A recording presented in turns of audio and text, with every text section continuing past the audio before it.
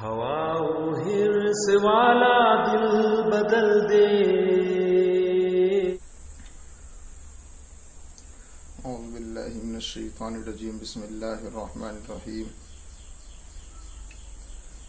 نحمده ونصلی علی رسولہ الکریم. اما بعد فاعوذ باللہ من الشیطان الرجیم. بسم اللہ الرحمن الرحیم. Hey there. Subscribe to my channel. And also press this bell icon. دوستو، میں آپ حضرات کے سامنے آج اولاد کی تربیت کے متعلق لب کشائی کروں گا.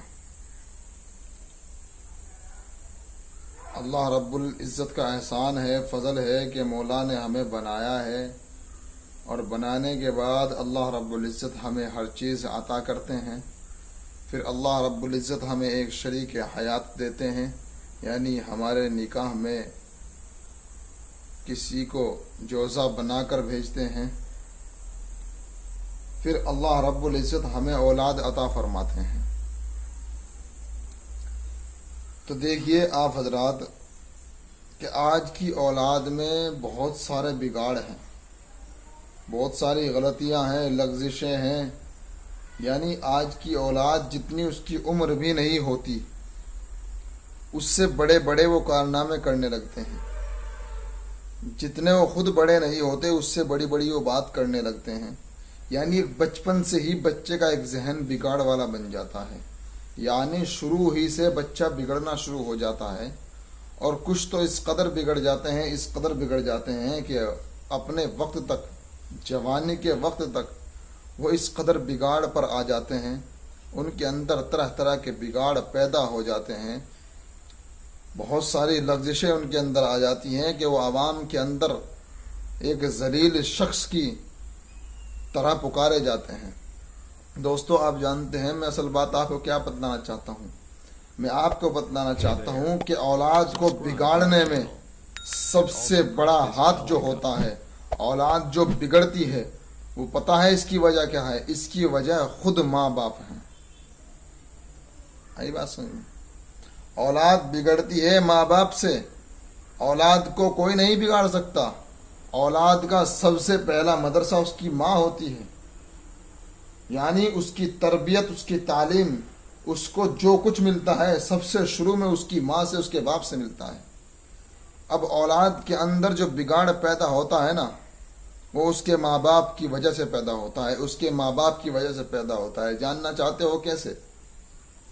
جب بچہ کچھ سمجھدار ہو جاتا ہے اور چلنے پھرنے لگتا ہے، ہلکا پھلکا بولنے لگتا ہے، تو اس کے گالی دینے کو، اس کے کوئی نئے کارنامے کرنے کو، اس طرح کے کارنامے کا جس سے فساد کھڑا ہو سکتا ہو، ماں باپ فخر سمجھتے ہیں اور خوش ہوتے ہیں.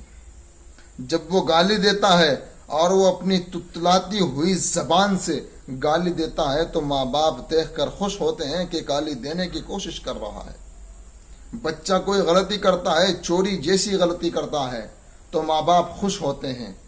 اور پھر ایک بات اور ہے کہ اگر اس کو جھوٹ بولنا سکھلایا تو جانتے ہیں کس نے سکھلایا؟ اس کے باپ نے. اسے چوری کرنا سکھلایا تو اس کے باپ نے سکھلایا. اسے دھوکہ دینا سکھلایا تو اس کے باپ نے سکھلایا. ویسے یہ کیسے؟ آپ جانتے ہیں یہ کیسے؟ یہ اس طرح کہ جب کوئی بلانے آتا ہے تو اسی بچے سے کہلوایا جاتا ہے کہ جا کر کہہ دو ابا گھر میں نہیں ہے. اب اس بچے سے 3 کام ہو جاتے ہیں. 2-3 کام تو یہی ہو جاتے ہیں کہ ایک تو باہر جا کر بول رہا ہے کہ ابا گھر میں نہیں ہے، تو جھوٹ بولنا سیکھ جاتا ہے. ابا گھر میں تھے، ابا نے ہی جھوٹ بلوا دیا. اولاد کے اندر بگاڑ کہاں سے آتا ہے؟ تم اسی کے سامنے خود جھوٹ بولتے ہو تو اس کا اثر اس بچے پر پڑتا ہے. تم اسی کے سامنے حرام کماتے ہو، حرام کھاتے ہو تو اس کا اثر اس بچے پر پڑتا ہے. تم اسی بچے کے سامنے دوسروں کو دھوکہ دیتے ہو، اس بچے پر اثر پڑتا ہے. تم اپنے آپ کو صحیح کر لو. جس وقت تم موبائل میں مڑتے ہو تمہارا بچہ تمہارے پاس بیٹھا ہوا ہوتا ہے. تم صبح اٹھ کر قرآن نہیں پڑھتے، سوتے رہتے ہو تو تمہارا بچہ بھی سوتا رہتا ہے. تم 5 وقت کی نمازوں میں سے 1 وقت کی نماز بھی ادا نہیں کرتے. اسی وجہ سے تمہارا بچہ بھی نمازی نہیں بنتا. ویسے تو تم اپنے بچوں کو طرح طرح کی باتوں پر ڈانٹتے رہتے ہو، اسے مارتے رہتے ہو، لیکن کبھی نماز کے اندر بچوں کو تم نماز کے لیے بچوں کو ڈانٹ ڈپٹ نہیں کرتے ہو. تم کبھی بھی کبھی بھی بچے کو نماز کے لیے مارتے نہیں ہو، جبکہ بچہ اگر 7 سال کا ہو جائے یا 10 سال کا ہو جائے تو اس کو مارنے کا حکم ہے کہ اگر وہ نماز کی پابندی نہ کرے، نماز نہ پڑھے تو اس کو مارو پیٹو اور نماز پڑھنے کا عادی بناؤ۔ لیکن وجہ کیا ہے کہ تم خود نمازیں نہیں پڑھتے ہو اور خود تلاوت نہیں کرتے ہو، خود نیک کام نہیں کرتے ہو، جس کی وجہ سے اس بچے پر اثر پڑتا ہے۔ تم گھر میں نیک بن کے رہو، تم گھر میں پورا دن دین کے طریقے سے نکالو، تمہارا بچہ آٹومیٹکلی نیک ہو جائے گا۔ تم حلال کھاؤ، تمہارے بچے کے اندر حلال نیکیاں پیدا ہوں گی، نیکیاں کرنے کا جذبہ پیدا ہوگا۔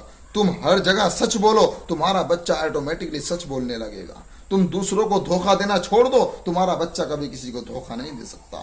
تم کسی پر ظلم کرنا چھوڑ دو، تمہارے بچے کبھی کسی پر ظلم نہیں کر سکتے۔ لیکن جب تم خود اس کام کو کرتے ہو تو وہی اثر تمہارے اندر، تمہاری اولاد پر پڑتا ہے۔ تم غلط نظریں ڈالتے ہو تو تمہارے بچہ غلط نظر لے کر پیدا ہوتا ہے۔ تم بے شرمی دکھاتے ہو تو تمہارے بچے بے شرم بن جاتے ہیں۔ اسی لیے میں سمجھا رہا ہوں کہ صرف صحیح کام کرو، صحیح کام کرو، تمہاری اولاد خود بخود تمہارے لیے فرما بردار ہو جائے گی۔